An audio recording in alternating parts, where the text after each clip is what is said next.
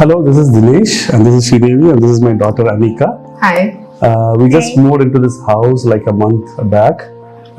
It's been a long journey, the construction and all, and we started our construction almost like a year ago.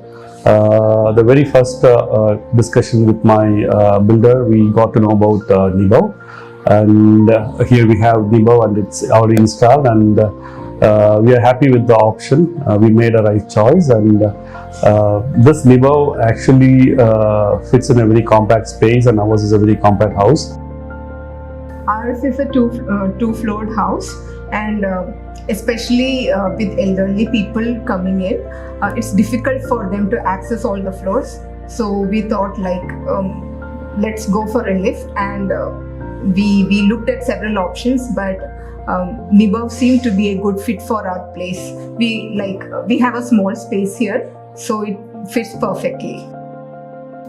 And the Nibav lift, it gives the home an aesthetic look, and it's really fun going up and down in the lift. We've been using the lift for more than a month now. Definitely it's easy to operate, and it's very kids friendly.